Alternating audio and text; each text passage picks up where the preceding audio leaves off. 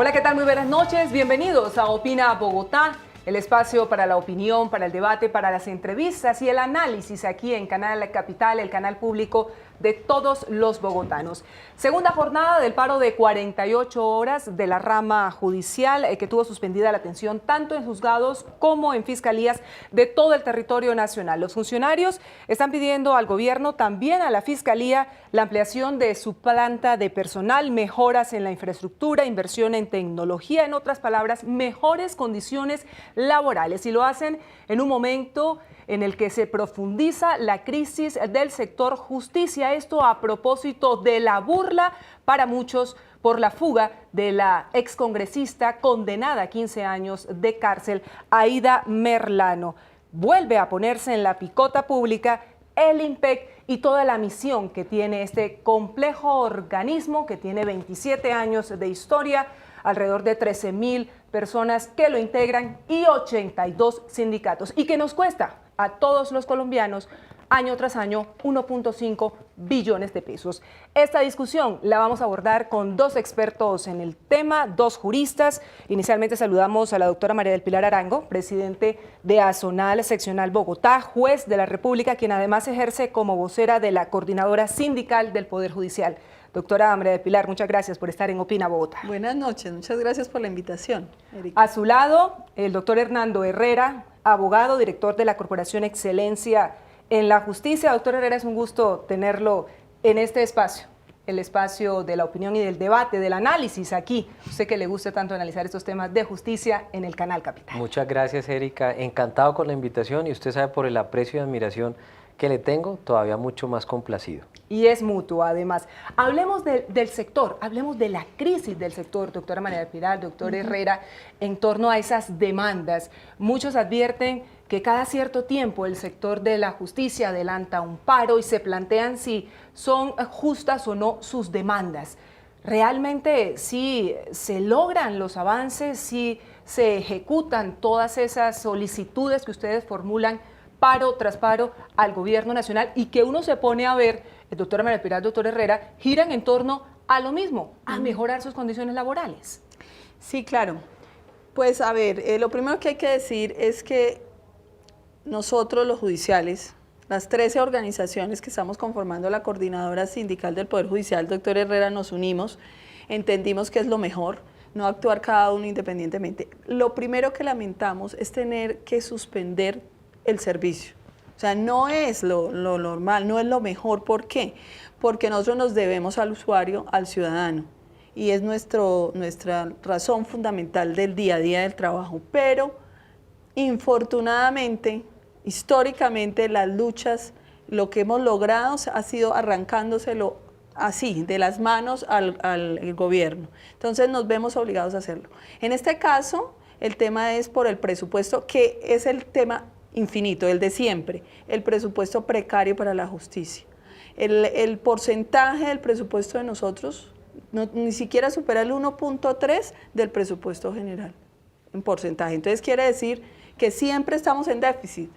E infortunadamente cuando las noticias llegan las peores noticias, entonces se vencen los términos, uno que otro de una minoría absoluta que somos 60.000 entre rama y fiscalía, somos 60.000.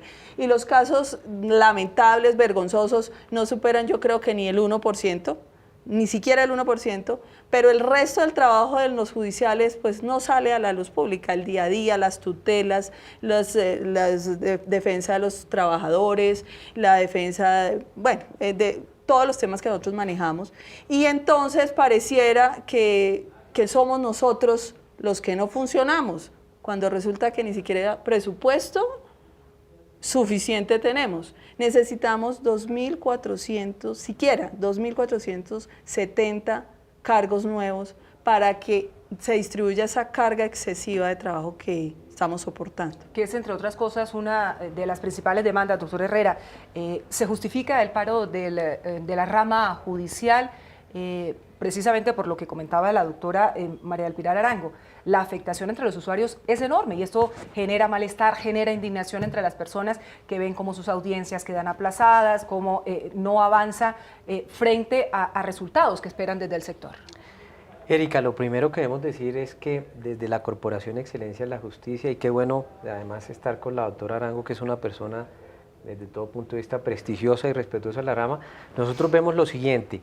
Primero, ciertamente hay un déficit de jueces por cada 100.000 habitantes. En Colombia tan solo hay 11 por cada 100.000 habitantes, cuando la media, lo hablábamos con la doctora Arango, off the record, es más o menos 60.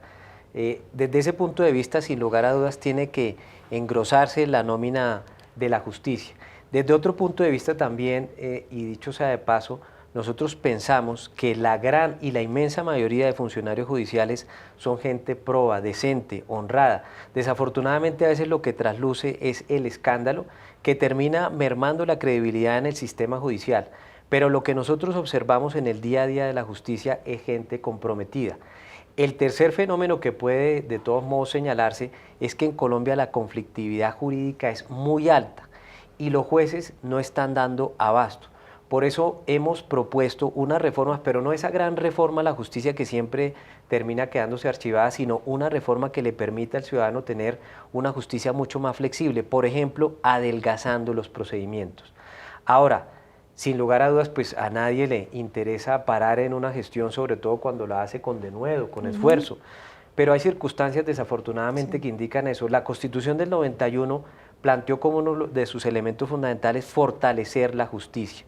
Y el fortalecimiento de la justicia debe tener y conllevar también un aumento del presupuesto. Eso a nosotros nos parece que es supremamente sensato. Y desde ese punto de vista, independientemente de la modalidad, nosotros sí acompañamos esa reflexión.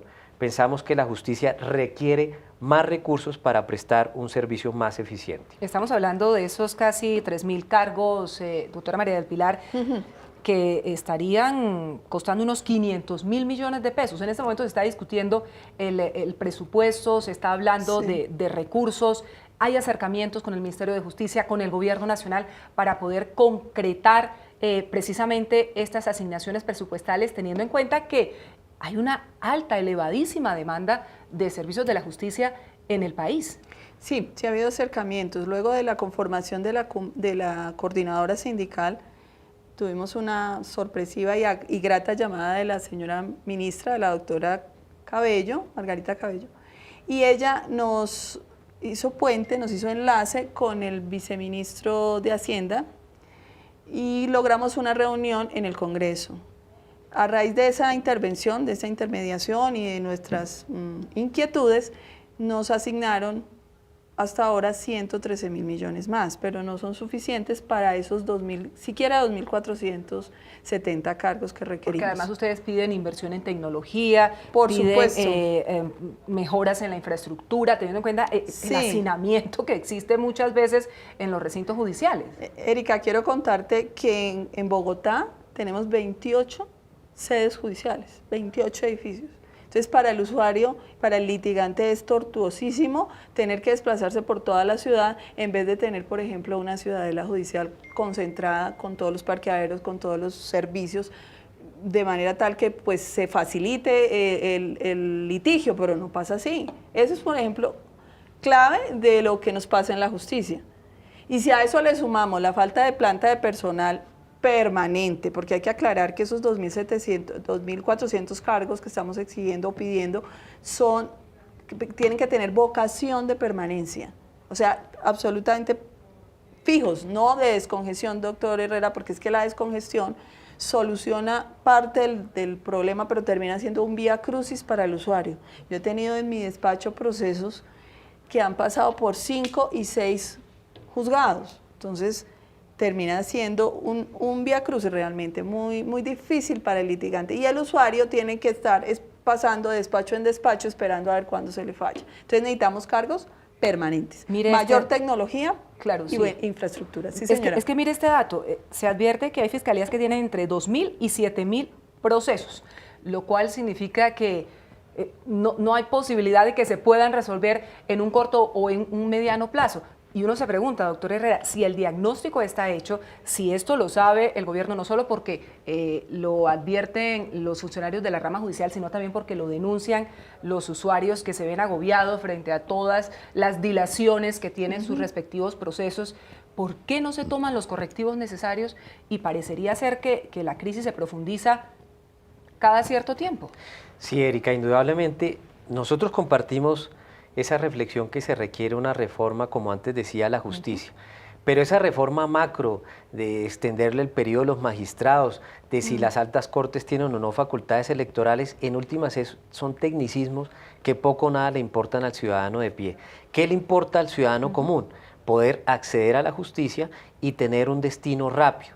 Por eso lo que nosotros promovemos como una segunda reforma o una reforma muchísimo más interesante de aquí hasta que se llenen esos cargos, que claro, también coincido, tienen que ser, como dice la doctora Arango, tienen que ser cargos permanentes, es una reforma a los procedimientos para incentivar la única instancia en aquellas pequeñas controversias y de igual forma también limitar la posibilidad de recursos. Porque aquí el denominado derecho al pataleo es extenso.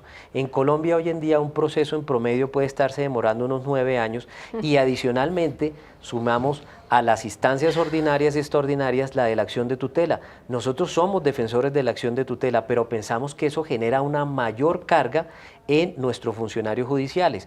Entonces, si bien es cierto que se requiere mayor presupuesto, también es cierto que se requiere adelgazar el trabajo que hoy en día tienen los jueces y los funcionarios judiciales para tener una justicia, como reza la Constitución, pronta y cumplida. ¿Eso cómo se haría? ¿Eso tendría que llevarse al Congreso de la República? Porque bueno, estamos esperando los colombianos que nos den a conocer los alcances de una reforma a la justicia que se había hablado en un sentido demasiado macro y todos están reclamando precisamente que sea algo para que se agilicen precisamente los procesos y que la justicia llegue a todas las personas, porque parece que la justicia, como siempre decimos en nuestro país, está reservada para unos pocos.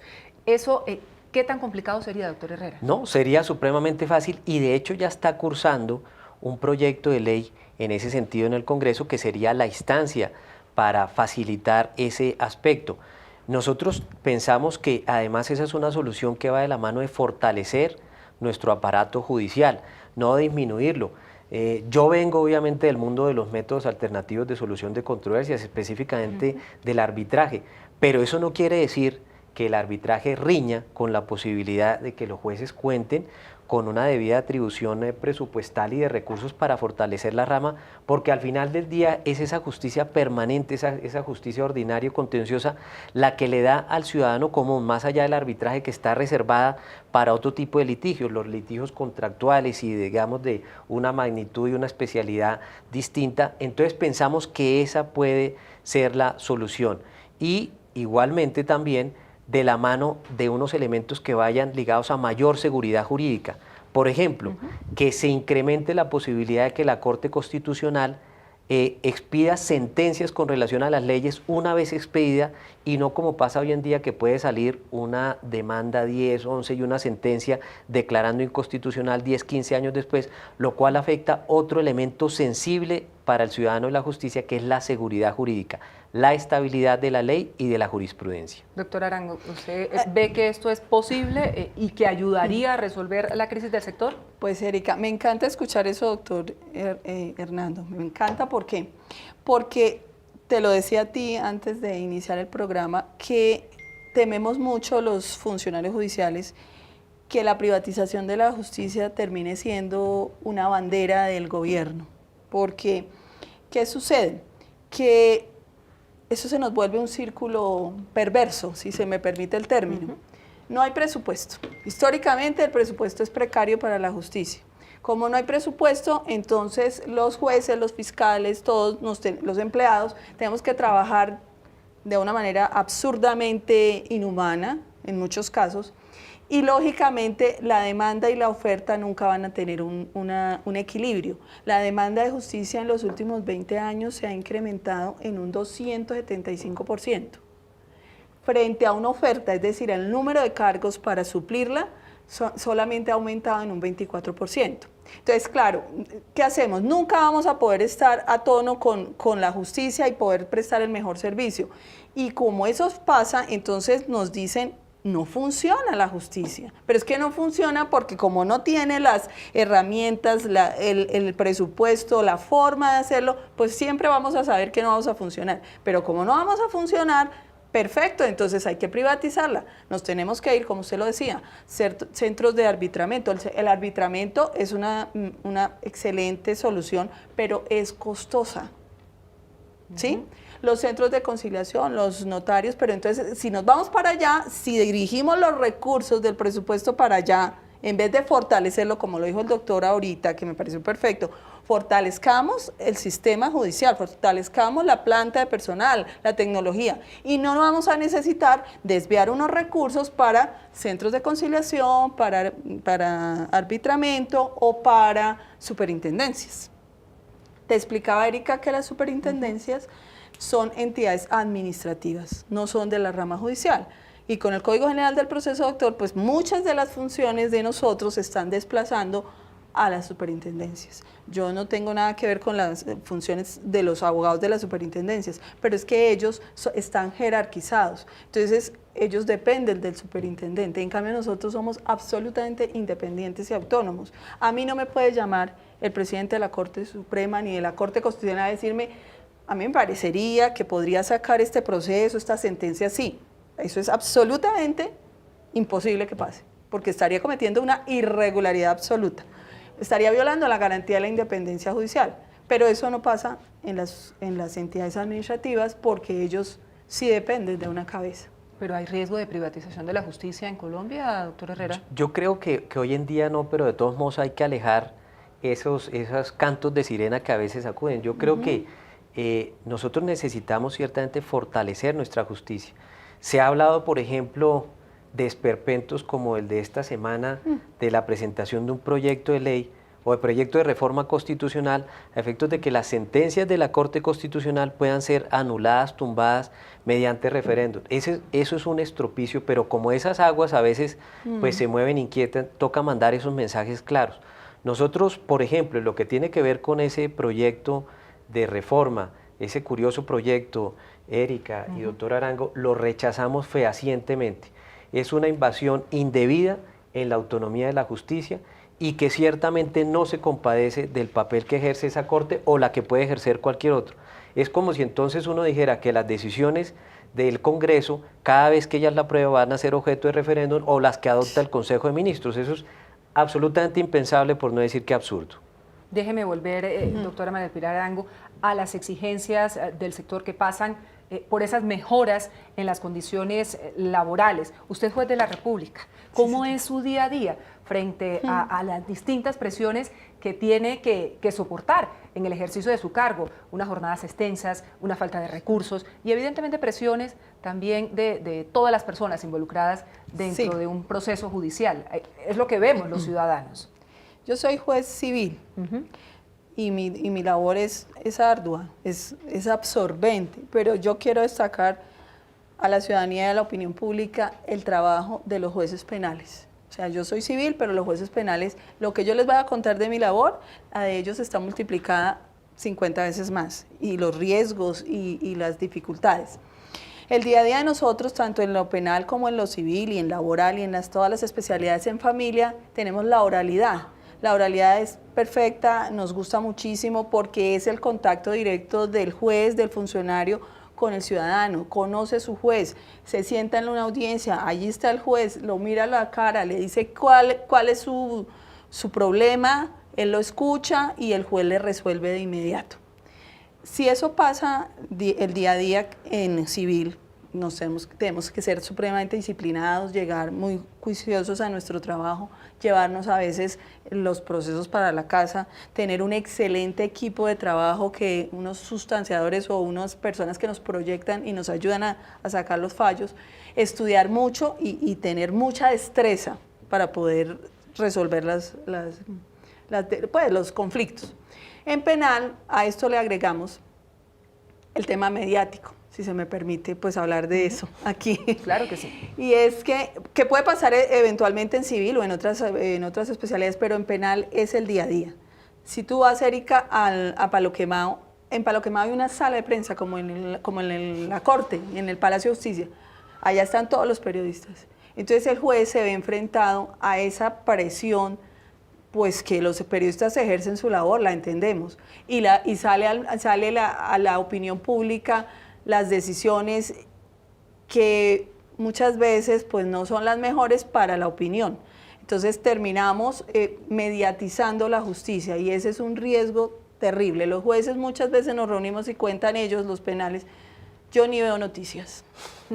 ¿Yo para qué veo noticias? Porque, claro, no duerme uno esa noche pensando que al otro día tiene que resolver y la ciudadanía no le va a gustar mucho. Caso típico, Colmenares.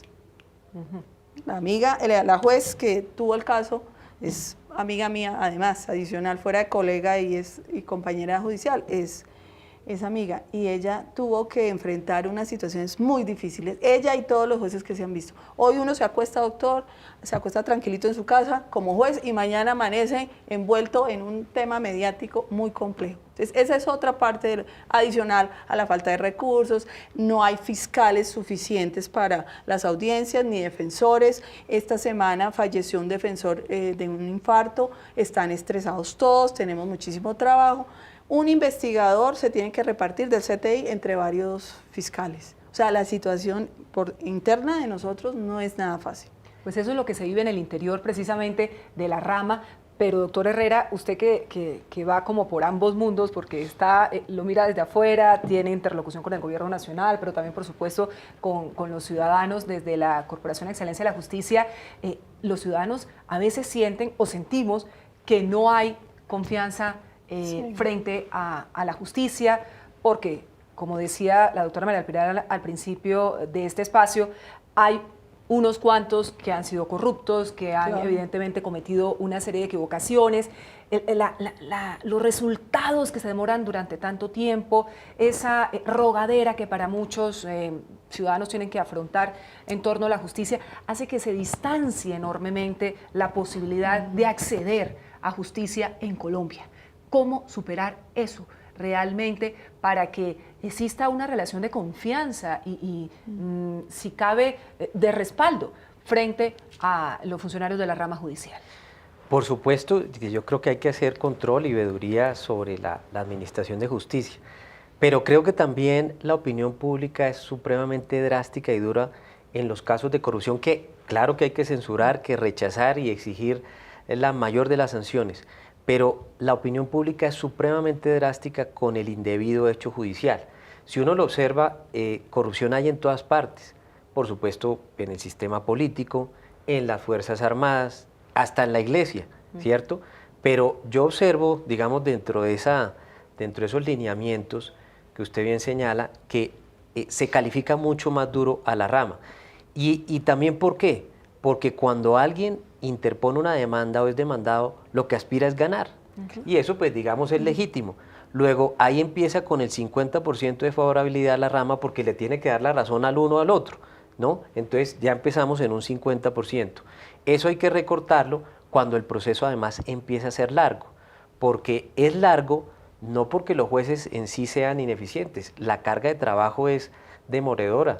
En solo materia de tutela, por ejemplo, en la Corte Constitucional llegan al mes más o menos entre 35.000, 40.000 tutelas. Y la Corte Constitucional, que hace de todos modos un examen juicioso, escoge al mes algo así como 80. Si pasamos al Consejo de Estado, a la sección tercera, yo fui conjuez de esa corporación, cada magistrado tiene 1.400 procesos a cargo. A veces terminan firmando sentencias 20 años después de que se produjo el hecho lesivo, en este caso el hecho lesivo del Estado.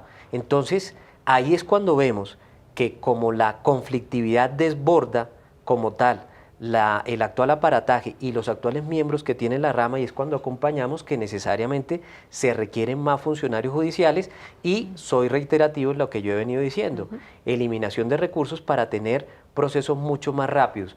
Voy a utilizar un término que poco me gusta porque no me interesa utilizar extranjerismos, pero sería como un fast track judicial, obviamente guardando siempre el derecho de defensa y el debido proceso. Pero claramente ahí se requiere voluntad política. ¿Cómo mejorar entonces esa confianza, doctora María del Pilar, para que la justicia y la ciudadanía trabajen de la mano para resolver las muchas situaciones en torno a estos temas que ocurren en un país como Colombia? Pues que la rama judicial deje de ser la rama seca del poder. ¿Y cómo se lograría? Pues primero que todo, tú lo decías, Erika, voluntad política. Si no hay voluntad política del gobierno, del Estado, en fortalecer la justicia, pues siempre vamos a contar la misma historia. Si tenemos planta de personal suficiente, tenemos carrera judicial, porque la carrera judicial es una de las garantías para el ciudadano. O sea, los jueces, la gran mayoría, el 90% estamos en carrera y los empleados un 65%. Entonces tiene la seguridad del ciudadano, el usuario, que tiene gente adiestrada, experta, de tiempo atrás, con curso de méritos. La carrera judicial es una de las banderas de nosotros que defendemos. Si tenemos una tecnología adecuada, la tecnología en la rama está rezagada, ha mejorado, no podemos decir que no. Si tenemos unas suficientes y adecuadas salas de audiencias, también. Entonces todo eso, si todo eso se conjuga, estoy segura o estamos seguros nosotros que se mejorará el servicio. En la medida en que se mejore el servicio, Erika, pues la confiabilidad surge. Hay que registrar que gracias al Código General del Proceso, con la oralidad, por ejemplo, en civil, familia y laboral, se ha mejorado muchísimo. Porque ya los procesos, dicho por los usuarios, dicho por los litigantes, ya esa demora de... Yo he tenido procesos durante mi vida judicial de muchos años, procesos que se han demorado 5 años, que eso es una vergüenza. No, eso uno lo dice y pareciera que estuviéramos en una película, no en la realidad, pero pasa por todos los problemas. Pero se ha reducido en un año, año y medio. Es decir, que ahí hay procesos de fácil trámite que pueden demorarse 7 meses o 8 meses, máximo un año, bueno, en fin, o unos meses. Pasamos verdaderamente de una extensión terrible en el tiempo a una reducida desarrollo, pero no es lo único que se requiere, entonces nos falta. Pero estoy segura que los ciudadanos que nos están viendo hoy tienen muchos la claridad ya que la justicia está mejorando, tienen es que confiar más en nosotros. Y los medios, yo sé que los medios tienen que dar las noticias, y lo que es noticia es lo negativo, no lo positivo. Pero si lográramos que nos dejaran, que los ciudadanos conozcan el día a día, lo que tú me preguntabas, las personas que nos están viendo, ¿cuántos no han tenido que acudir a la tutela? La tutela es lo mejor que ha podido pasarle a este país, en términos judiciales. La salud, la educación, el derecho de petición. Todo por la ineficacia e ineficiencia administrativa. Estamos atiborrados de tutelas, ¿pero por qué? Pues pero porque las entidades administrativas o públicas no cumplen. ¿Qué tal que no existiera la tutela? Eso no se ve. ¿Cuántos procesos de familia? ¿Cuántos temas de divorcios? ¿Cuántos temas laborales? ¿Cuántos temas civiles resolvemos día a día? Eso no es noticia. Entonces nosotros también tenemos que como que ayudarnos con eso y difundir más eso. Y visibilizar las necesidades del sector, precisamente este paro que son 48 horas y ya a partir de este viernes funciona todo normal. Mañana normal, todo la justicia normal, pero vamos a esperar que nos responde la ministra y el ministro de Hacienda. Bueno, ¿tendría el tradicional paro de fin de año con la vacancia judicial? Esperemos. Esperemos. A ver cómo evoluciona Yo estoy todo. casi segura que no vamos a necesitar, y faltaba más, no se trata de eso. Por eso lo estamos haciendo de manera prudente, escalonada, avisada. Esperamos que no se requiera, y no es para empatar vacaciones, no, para nada. Porque esta también es un clásico del sector. No, sí. A propósito, al oído de la señora ministra de Justicia, la doctora Margarita Cabello Blanco, que por estos días, en estas últimas horas, doctora Herrera y doctora Arango, ha estado bastante ocupada tras la cinematográfica fuga de la excongresista Aida Merlano, que la verdad es una burla a la justicia, como comentábamos antes, pero adicionalmente es un desafío a todo lo que significa el IMPEC, que durante años ha sido un enorme dolor de cabeza, un quemadero para todas esas personas que llegan a ocupar ese cargo. Se habla en este momento de liquidar la entidad, de que no vuelva a ser ocupada la dirección del IMPEC tras la salida del general William Ruiz por un oficial de la institución, sino por un civil. La verdad es que este hecho nos sacude, como cada cierto tiempo, doctor Herrera y doctora Arango, frente a lo que está pasando en el interior del IMPEC. Primero, su valoración, doctora Herrera y doctora Arango, sobre la fuga de la señora Aida Merlano, es congresista condenada a 15 años de cárcel, que se estaba realizando un tratamiento de embellecimiento de la sonrisa. Es un hecho no solamente lamentable, sino censurable desde todo punto de vista. Pero pensemos en lo que se ha debatido, eliminar el IMPEC. Usted señalaba, Erika, ciencia cierta, que el IMPEC tiene hoy en día más de 80 sindicatos. De hecho, si uno sumara todos los días de permiso sindical que se han dado, da más de 310 años. Son algunas de las estadísticas que tenemos, pero el tema no se soluciona con eso. Mire que hace muchos años, y yo lo digo por haber trabajado en 3 administraciones en el Ministerio de Justicia, se dijo que el fenómeno de las cárceles iba a mejorar eliminando la dirección de prisiones y se creó el IMPEC. Y ahora se habla entonces de eliminar el IMPEC. Esa no es la solución. Y también en ese momento siempre en la dirección de prisiones habían existido civiles al mando y después pues son policías. Ahora se dice no, volvamos al esquema anterior. Entonces, es que no sabemos qué hacer claro, con a el mí me da IMPEC, mucho miedo legislar por la temperatura y por la coyuntura. Yo creo que es un hecho en el cual claramente hay corrupción, pero yo quisiera preguntarme y hacerme estas reflexiones. ¿Quién duerme hoy más tranquilo o más tranquilos con la fuga de Aida Merlano? Porque ella era una bisagra en la articulación de una gran operación para efectos de comprar unos votos. Y hay unos clanes de la costa comprometidos en eso. Por ejemplo, está en este momento el hermano del ex senador Roberto Gerlain, decano de los senadores, se decía, porque duró más de 40 años en el Congreso, presuntamente comprometido. Por eso, desde ayer mismo, nosotros le solicitamos al gobierno, a la Corte Suprema, a la Fiscalía, 2 medidas bien interesantes. La primera, librar la circular de Interpol contra la señora Aida Merlano y de pronto, por lo que venimos a saber recientemente, en contra de sus hijos. Y la segunda, el cambio de erradicación del proceso penal que cursa en Barranquilla contra el señor Julio Gerlain para que sea tramitado en Bogotá, donde seguramente va a estar al tanto de mayor independencia, porque nosotros sí creemos que la justicia ha operado. La doctora Arango lo decía y yo también creo en esa verdad. La justicia penal le ha respondido al país en los grandes escándalos de corrupción, en lo privado como lo Interbolsa, en lo público como el carrusel de contratación de Bogotá. Entonces démosle la oportunidad a la justicia de que opere, pero sin calenturas. Y busquemos obviamente personas idóneas para efectos de realizar eso, lo que no es óbice para que la Procuraduría y la Fiscalía hagan también las investigaciones respectivas por las eventuales complejidades para la fuga de esta señora. Porque claramente la señora Merlano no se fugó sola, ni tampoco solo con la connivencia o con la ayuda, con la asistencia de esas 5 o 6 personas que aparecen en los videos que hemos conocido. Su mirada, doctora Arango, frente a este caso. Sí, bueno, es una absoluta vergüenza lo que sucedió. Es absolutamente indiscutible que hubo omisiones que no tienen explicación. Hay que hacer una investigación. Bueno, en este país se volvió ya frase de cajón, la investigación es exhaustiva, pero pues que sea de verdad exhaustiva. Al rompe uno advierte que claramente funcionarios no probos incumplieron sus labores o sus funciones. Pero pues también esto tiene una explicación muy de fondo y una problemática muy estructural que yo no sé cómo se pueda solucionar.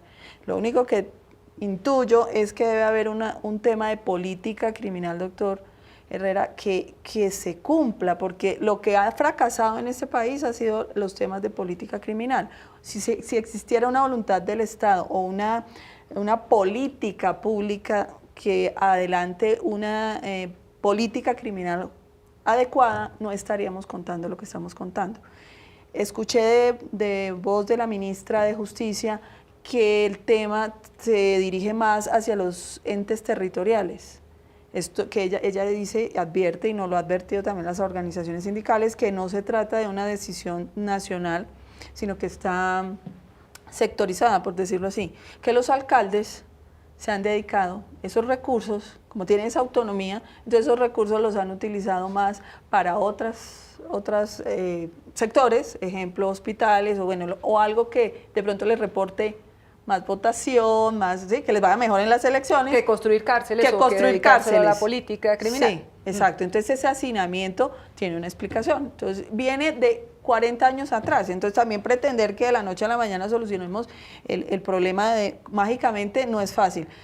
No quisiera estar en los zapatos de la ministra. Bueno, Terrible. ella tomó unas decisiones iniciales en el caso del general Ruiz, de la directora y subdirectora de la cárcel del Buen Pastor, porque aquí volvemos a lo mismo. Hay una serie de protocolos que no se tuvieron en cuenta, se pasaron, como se dice coloquialmente, por la faja una cantidad de situaciones que claramente apuntan, uno no tiene la posibilidad de realizar señalamientos, para eso están los resultados de las investigaciones, en su momento se conocerán, pero uno sí dice, doctor Herrera, doctor Arango, aquí algo tuvo que haber pasado, porque esta señora llega a las 11 de la mañana, son 3 horas de un tratamiento dental interminable, entran, salen de ese consultorio, y nadie pregunta, nadie dice nada, nadie se inquieta. La señora se cambia de ropa, como hemos visto en los videos, prepara la cinta y finalmente se fuga y se va. Eso no puede ocurrir en Colombia. Mire, Erika, que ahora habrá mucha gente que piensa que esa es una falencia o negligencia de la justicia, y ahí la justicia cumplió con su obligación, condenando a la señora Merlano 15 años, ¿cierto?, por fraude electoral. Esto es una responsabilidad directa y específica del INPEC, pero entonces uno podría hacer las siguientes preguntas. Primero, ¿quién ordenó que se disminuyera el nivel de seguridad de la señora Merlano de 1 o 2 para que tuviera menos posibilidad de acompañamiento de los gendarmes del INPEC, de los sindicatos del INPEC? ¿Quién adicionalmente concedió el permiso para que ella pudiera acudir a hacerse esa que bien usted denominaba un tratamiento estético? Un blanqueamiento dental, cuando hay gente en las cárceles que no les autorizan ir a hacerse una quimioterapia. Mire, con un cáncer. es que si era un tema odontológico, lo único que uno espera es que le hayan sacado la muela del juicio, porque esa sí fue la que absolutamente perdió. Y lo otro, ¿quiénes son los beneficiados con esta gran operación de fuga que es hoy en día un hazmerreír de Colombia para el mundo? Y esto se pega a una fuga también que tuvimos hace 2 meses y medio, que es la del señor Jesús Santrich. Entonces, tuvimos la fuga cinematográfica de la señora Merlano de un 3er piso y la fuga de un ciego. Eso es lo que requiere el país. Ahí sí se necesitan investigaciones, claro, coincido con la utilización del término a fondo, para efectos de ver qué pasó en uno y en otro caso. Pero esas responsabilidades individuales no pueden comprometer las instituciones, porque yo le tengo mucho miedo al canibalismo institucional, es decir, reemplacemos esta institución por otra y entonces terminamos en un elemento complejo. Y la doctora Arango decía una cosa, el problema de las cárceles es de más de 40 años, el hacinamiento hoy en día es superior al 54,9%. Entonces miremos las causas estructurales de esos fenómenos antes de pensar en cómo eliminamos o cortamos de tajo más instituciones gratuitamente. Porque entre otras cosas, doctor Arango, ya se están pidiendo cárceles privadas para Colombia, como las vemos en las películas de los Estados Unidos. Dicen, son unas cárceles divinas donde todo el mundo se porta bien. Pero en Estados Unidos, estamos en Colombia, entonces siempre caemos en la misma tentación de traer modelos extranjeros, acomodarlos aquí y resulta que no ajustan. Entonces el usuario ve las películas y esas salas de audiencias y el juez allá y va uno a ver acá y eso no existe. Lo mismo las cárceles. Y el riesgo de privatizar, que volvemos al tema que antes lo habíamos planteado. ¿Qué tanto o qué tan bien está que el Estado delegue todas sus funciones, las tercerice, por decirlo de alguna manera, con entes privados? Entonces eso tendrá mucho de bueno, pero también mucho de mal, muchas desventajas y dificultades. ¿Por qué no fortalecemos el Estado? Es la pregunta.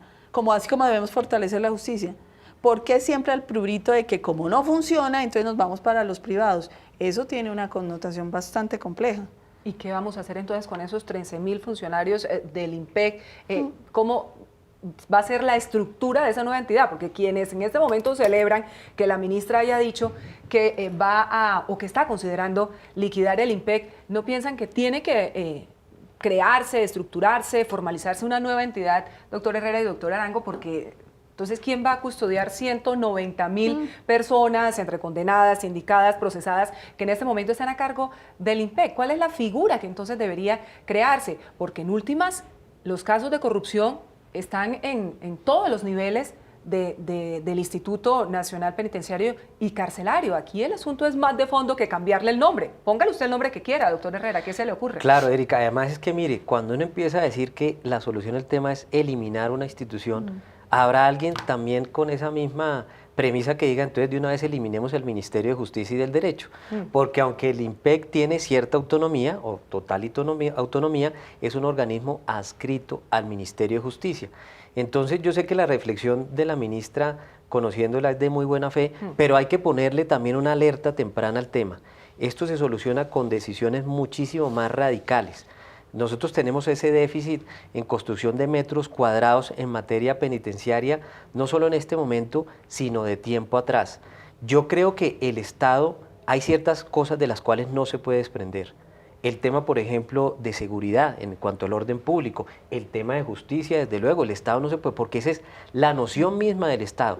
Que el Estado no sea empresario, sí, por el contrario, a mí me parece absolutamente lógico, porque el Estado no es buen empresario, porque los monopolios no le sirven precisamente al usuario, al consumidor. Pero hay ciertas materias primigenias, ciertos aspectos que el Estado tiene que fortalecer. Uno, la justicia; otro, la administración del control fiscal de los organismos; y otro también la rama legislativa. Entonces, ¿qué tal que alguien diga, deleguemos también, como el Congreso no funciona, deleguemos la facultad legislativa en unos particulares para que la realicen mediante juntas directivas? Y resulta que eso sería supremamente complicado, porque si el Estado no es Estado, es anarquía. ¿Le suena que en vez de un director de la policía, como ha sido en los últimos años, todo un quemadero para estos altos oficiales, volvamos a la figura de un civil? Pues yo no creo tanto que la solución esté dada si es civil o si es un militar o no lo es, o bueno, o un ex general o algo así, o un general, perdón. No, no debe ser eso. Es que el tema es más o menos lo que pasa con el Consejo Superior de la Judicatura, que no me podía yo ir sin plantearlo. No quedo tranquila. Es la pregunta de siempre. ¿Será el problema es el perfil de los funcionarios que allí llegan? Pues han llegado de todas las procedencias. Entonces no, entonces debe ser el esquema, ¿no? Que es que son 6, debían ser 3, 1, 2. Y vamos a ver, y se han planteado 80 reformas. Entonces lo mismo puede pasar aquí con el IMPEC. A veces uno piensa que es una combinación de muchos factores, pero también es un tema de valores, que yo creo que es que en la sociedad nos estamos, aquí en Colombia nos estamos quedando atrás con eso. Hay un tema de principios. Puede ser el mejor funcionario civil o puede ser el mejor funcionario militar, pero si no tiene esa actitud de servicio, si no tiene esa claridad de para dónde va la institución, entonces no podemos contar con una solución. La cosa es como tan de fondo, como una crisis de valores, como una crisis institucional que nos lleva a decir qué hacemos, porque no hay una solución ni en un sentido ni en el otro. De pronto es una combinación de factores, todo un poco. Pero hay que abrir precisamente la discusión, hay que abrir estas discusiones, doctor Arango, doctor Herrera, en torno a la justicia. Yo siento que no se están dando y que tienen que pasar este tipo de hechos tan desafortunados, tan lamentables, pero sobre todo tan vergonzosos, para que volvamos a hablar de la situación del IMPEC, que es una entidad que claramente está en crisis, o que miremos a ver cómo entramos a resolver una cosa, o si se va a paro el sector judicial, para ver cómo resolvemos el hacinamiento, la cantidad de procesos que tienen que resolverse en los distintos escenarios judiciales. Es un tema del que los colombianos no hablamos y es quizá uno de los temas que más demandan los ciudadanos. Tener una justicia cercana, y siempre que hablamos de que el Estado llegue a las zonas más distantes, a las zonas de conflicto, planteamos que llegue no solo el tema de infraestructura, sino también esa presencia institucional pasa por una justicia fuerte, por una justicia robusta, y tampoco nos damos la oportunidad de tener esas discusiones. Por eso hoy quisimos plantear estos temas. Han sido unos invitados maravillosos, la doctora María del Pilar Arango, presidenta de Azonal Bogotá, juez de la República, y quien nos ha acompañado como vocera de la Coordinadora Sindical del Poder Judicial. 13 sindicatos, ni uno más. 13 nomás, no, al contrario, en vez de expandirnos, tenemos es que reducirnos en una sola organización. Miren el espejo del IMPEC. Doctor Hernando Herrera, director de la Corporación de Excelencia a la Justicia, siempre es un gusto verlo. Lo mismo, Erika. Sabe que es siempre un gusto eterno, además, verla. Y a ustedes, muchísimas gracias también por habernos acompañado en este Opina Bogotá. Ya lo saben, es el espacio para el debate, para el análisis, para las opiniones, porque todas las voces caben aquí, en este programa de Canal Público de Bogotá, el Canal Capital, donde siempre estaremos esperándolos. Muchas gracias y hasta una próxima oportunidad.